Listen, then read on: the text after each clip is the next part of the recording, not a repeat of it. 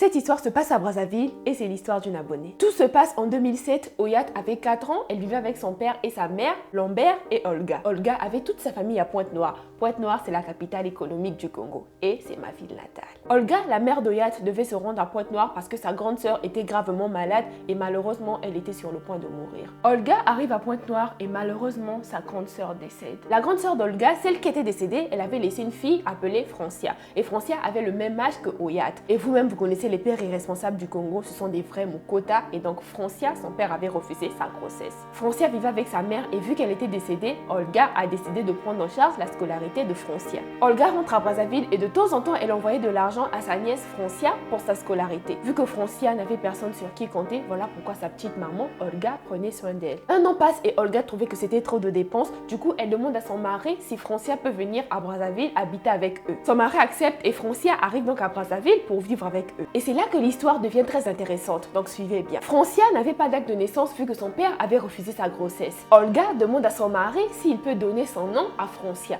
Son mari accepte. C'est un bon mari, hein? Ils font toutes les démarches possibles, l'acte de naissance sort et donc Francia a maintenant le même nom qu'Oyat. On inscrit Francia dans la même école que sa cousine Oyat et donc les deux étaient considérés sur le même pied d'égalité, pas de discrimination entre les deux. Les années passent, on arrive en 2021, ce n'est plus les petites filles d'avant qui avaient 4 ans, là elles ont maintenant 18 ans, elles sont majeures. Les deux filles étaient en deuxième année du lycée, donc elles étaient en première. Et juste à côté de la parcelle d'Oyat, il y avait un menuisier. Et dans cette parcelle, il y avait aussi des apprentis menuisiers. Et comment vous dire, sans passer par 4 chemins, que Francia tombe amoureuse d'un menuisier dans la parcelle. Olga apprend que sa nièce Francia sort avec un menuisier. Olga fait asseoir sa nièce et elle lui tire les oreilles. Elle lui dit, ma chérie, suis d'abord l'école. Les hommes, pourquoi? À ton âge là, vraiment, tu cherches les hommes. Tu n'as aucun avenir avec lui. Il va te donner quoi? Il va rien te donner. Donc suis l'école, tu n'as pas l'âge. Les mamans vont se reconnaître ici. Mais tu parles, Francia était tellement trop amoureuse du menuisier, du coup, elle volait même de l'argent à la maison pour donner à son menuisier. Olga savait que c'était Francia qui voulait l'argent. Francia nie catégoriquement, elle dit,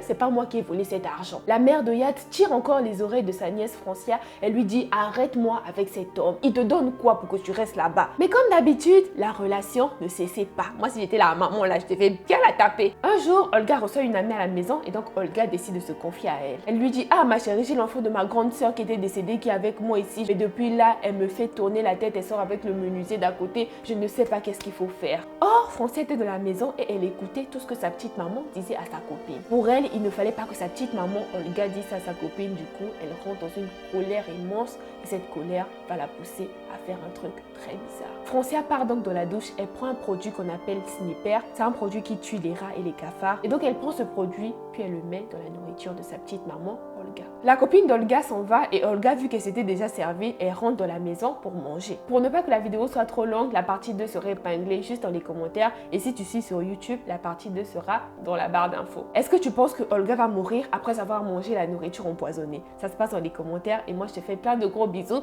et je te dis à demain pour la partie 2.